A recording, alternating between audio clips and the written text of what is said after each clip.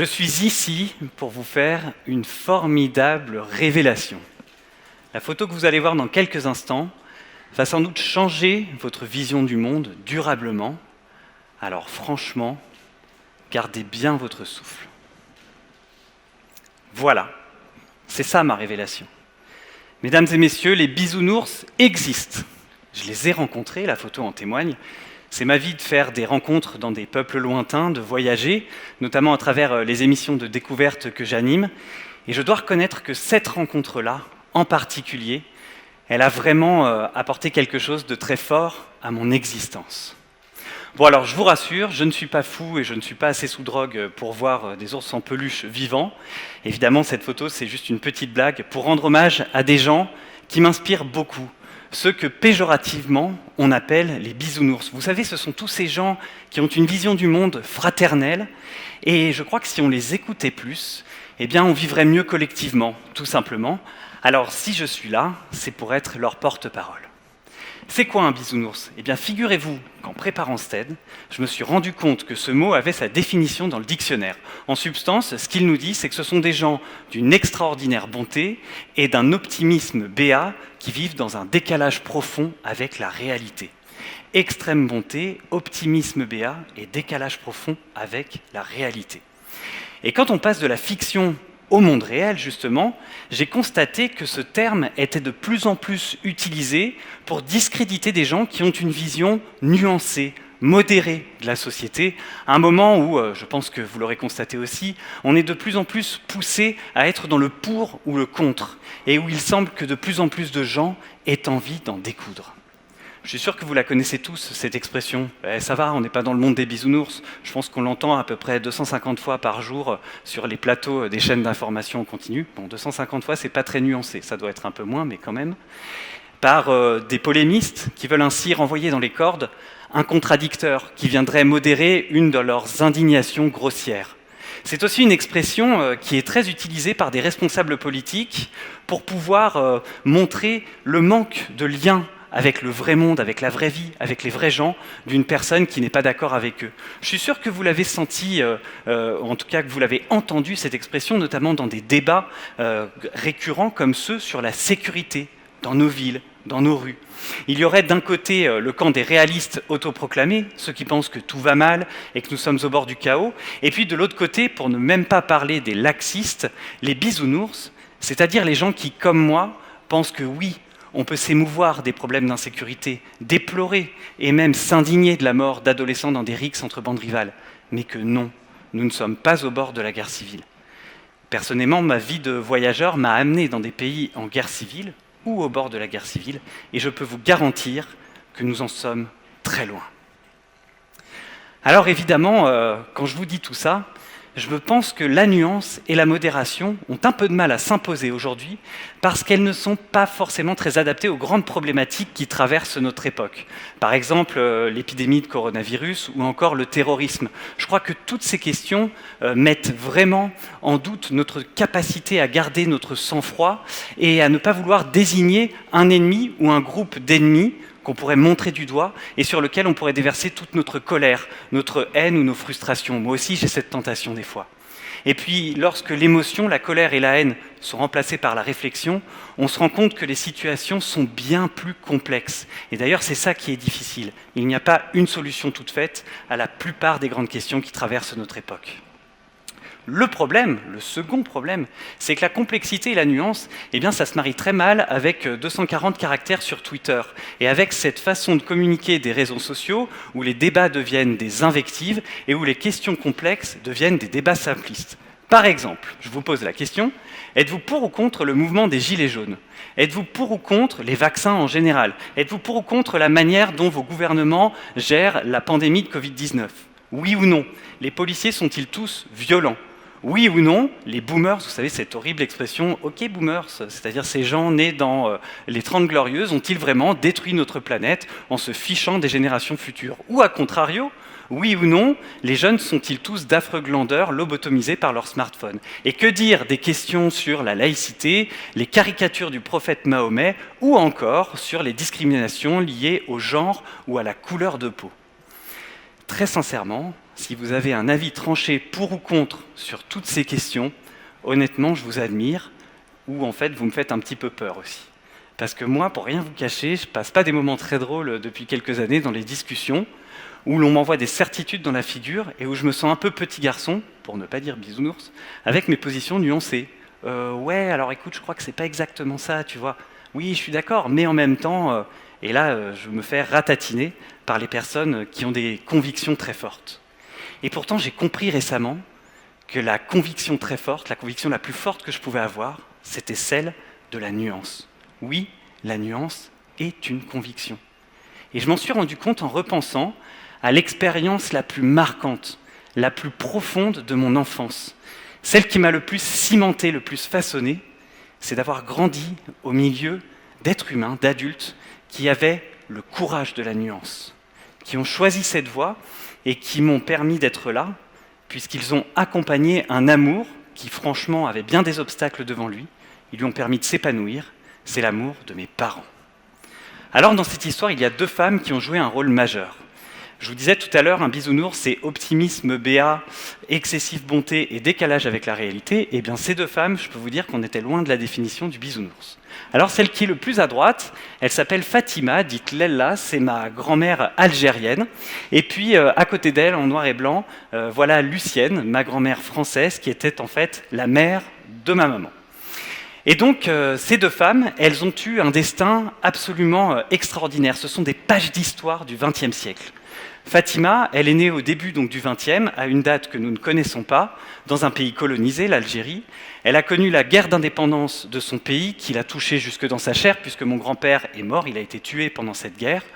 Ensuite, elle a élevé seule ses 9 enfants, jusqu'à mourir à la fin des années 90, dans la décennie noire algérienne, lorsque le terrorisme a tué des dizaines de milliers de gens dans ce pays. Ce dont je me souviens, et j'adore cette photo de ma grand-mère, c'est qu'elle nous regardait toujours droit dans les yeux et que la moindre de ses décisions avait 10 fois plus de valeur qu'une résolution de l'ONU pour nous, quoi. Elle avait une espèce d'autorité naturelle qui faisait qu'on était tous un peu comme ça, à se taire et à se tourner les pouces quand elle nous parlait.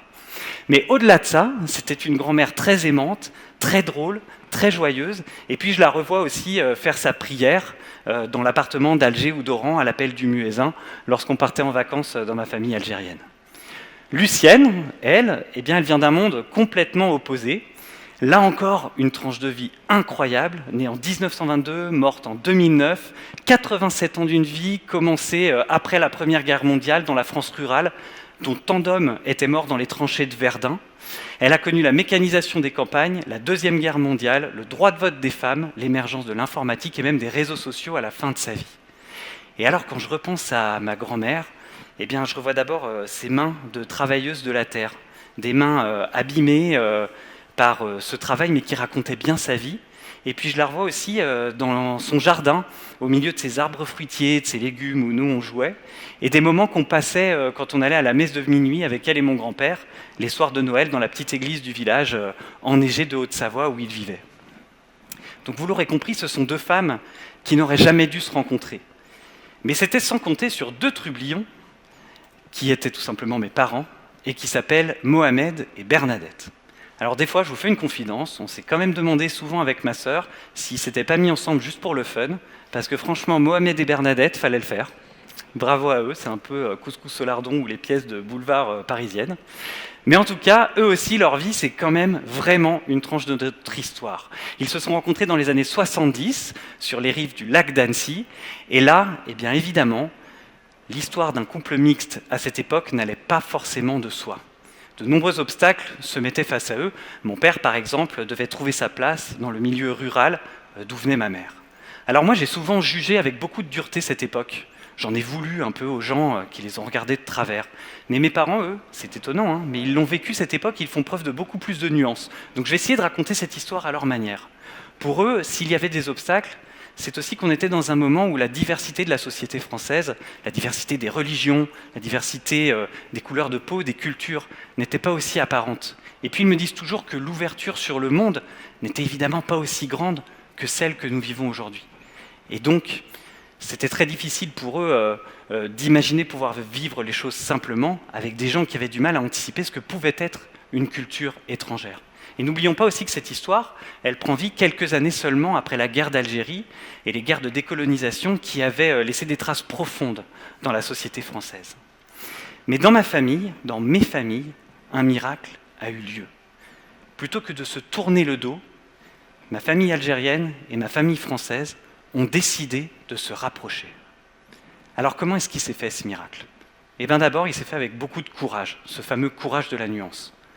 Un jour, mes grands-parents maternels ont décidé qu'ils accepteraient mon père tel qu'il était, non pas tel qu'ils auraient aimé qu'il soit. Et ils ont décidé que cet amour pourrait s'épanouir, tel que mes parents l'avaient décidé. Ça, c'est du courage. L'union de la famille en dépendait, et ils l'ont fait passer avant toute considération. Et derrière ce courage, je pense qu'il y avait beaucoup d'amour aussi.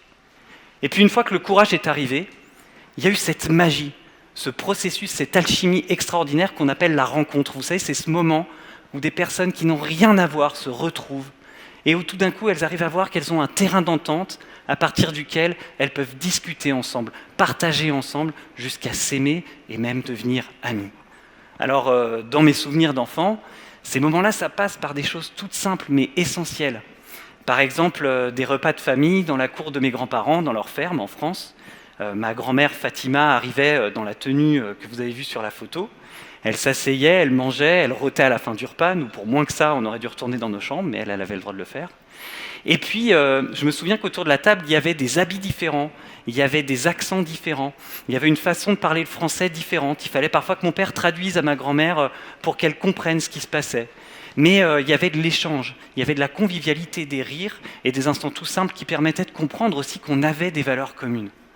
Je revois aussi mon père et mon grand-père qui travaillaient ensemble. Alors mon père, c'était le Zidane du bricolage, il travaillait dans le bâtiment.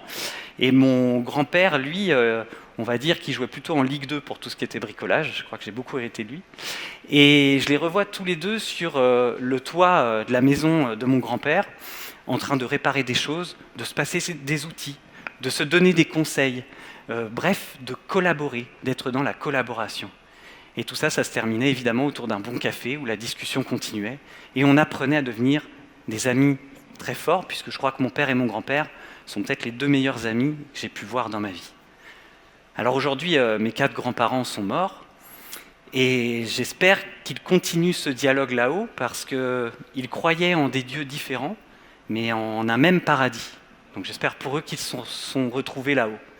Et je souhaite surtout à tous les enfants du monde de vivre une expérience comme celle-ci, parce qu'elle vous donne une espèce de confiance dans la vie, une espèce de vision des adultes extraordinaire, parce que vous les voyez se hisser, vous les voyez se grandir, aller au-delà des obstacles, faire preuve de réflexion, faire preuve de courage, faire preuve de nuance, et à travers cela, faire preuve de paix. Et pour tout vous dire, j'ai eu l'impression, à mon humble niveau, je ne veux pas comparer l'histoire, la petite histoire de ma famille à la grande histoire du monde, à mon humble niveau, de vivre un peu ce que ces deux hommes ont vécu. Nelson Mandela et Frédéric de Klerk, les artisans de la fin de l'apartheid, au début des années 90 en Afrique du Sud, ce système de ségrégation qui rendait les populations non blanches inférieures. Quand je lis les récits de Mandela notamment, il raconte que ce processus s'est passé un peu de la même manière, avec le choix que ce système devait se terminer, et 2 hommes qui étaient 2 leaders qui avaient fait le même choix. Et puis à partir de là, avec une nécessité, une volonté de faire preuve de nuance. Quel est l'ancrage historique, sociologique, culturel, religieux de l'autre, pour essayer de mieux le comprendre. Et à partir de là, ces 2 hommes ont réussi l'exploit formidable de sortir de l'apartheid sans bain de sang, tout simplement en faisant en sorte de dialoguer les gens et de créer une forme de réconciliation. La nuance force à dire que tout n'est pas réglé en Afrique du Sud, loin de là, mais au moins ils ont réussi cela, et c'est ce qui leur avait valu d'ailleurs le prix Nobel de la paix. Alors moi, pour paraphraser un peu de manière balourde un grand discours de paix, je fais un rêve aujourd'hui. Et j'espère que vous le ferez avec moi. Je fais le rêve que l'armée des bisounours, maintenant, se lève. L'armée de tous ces gens qui croient franchement, sincèrement, sans avoir peur de le penser et de passer pour des gens niais et mièvres, qu'on peut vivre ensemble, qu'il est possible d'avoir des positions nuancées et modérées et qu'on a tous à y gagner. Je souhaite que cette armée, elle se lève et qu'à ce moment-là, vous savez, on prenne des grands drapeaux en mettant des bisounours dessus, et puis que quand vous vous investirez pleinement dans les débats sur les réseaux sociaux, parce que l'armée, elle doit se lever là aussi, eh bien vous utilisiez le hashtag BisouNoursPower, tout simplement pour dire, avec vos drapeaux et vos hashtags, que vous êtes peut-être une armée, mais avant tout que vous êtes des soldats de la paix. Merci beaucoup.